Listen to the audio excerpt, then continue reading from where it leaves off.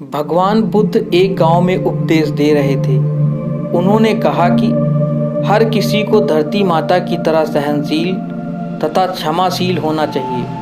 क्रोध एक ऐसी आग है जिसमें क्रोध करने वाला दूसरों को जलाएगा तथा खुद भी जल जाएगा।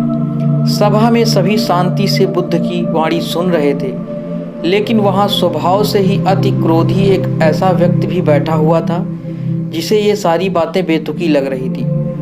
वह कुछ देर यह सब सुनता रहा, फिर अचानक ही आग बबूला होकर बोलने लगा, तुम पाखंडी हो, बड़ी बड़ी बातें करना यही तुम्हारा काम है। तुम लोगों को भ्रमित कर रहे हो। तुम्हारी ये बातें आज के समय में कोई मायने नहीं रखती। ऐसे कई कटुवचन सुनकर भी बुद्ध शांत रहे। अपनी बातों से ना तो वह दुखी हुए, न ही कोई प्रतिक्रिया की। यह देखकर वह व्यक्ति और भी क्रोधित हो गया और उसने बुद्ध के मुंह पर थूक कर वहां से चला गया। अगले दिन जब उस व्यक्ति का क्रोध शांत हुआ तो उसे अपने बुरे व्यवहार के कारण पछतावे की आग में जलन होने लगी और वह बुद्ध को ढूंढते ढूंढते हुए उसी स्थान पर पहुंचा। पर बुद्ध कहाँ मिलते, वह तो अपने शिष्यों के साथ पास वाले एक अन्य गांव निकल चुके थे।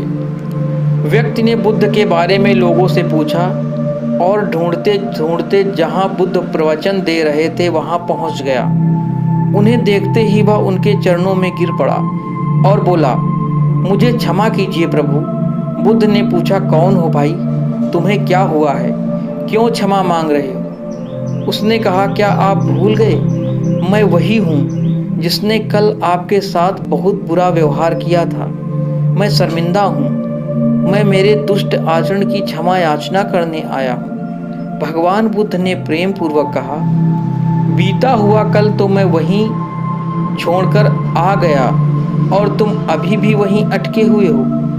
तुम्हें अपनी गलती का आभास हो गया, तुमने पश्चाताप कर लिया, तुम निर्मल हो चुके हो। अब तुम आज में प्रवेश करो। बुरी बातें तथा बुरी घटनाएं याद करते रहने से वर्तमान और भविष्य दोनों बिगड़ जाते हैं। बीते हुए कल के कारण आज को मत बिगाड़ो। उस व्यक्ति का सारा बोझ अब उतर चुका था। उसने भगवान बुद्ध के चरणों में को पकड़कर क्रोध त्याग का तथा क्षमाशीलता का संकल्प लिया। बुद्ध ने उसके मस्तिष्क पर आशीष का हाथ रखा। उस दिन से उसमें परिवर्तन आ गया और उसके जीवन में सत्य, प्रेम व करुणा की धारा बहने लगी।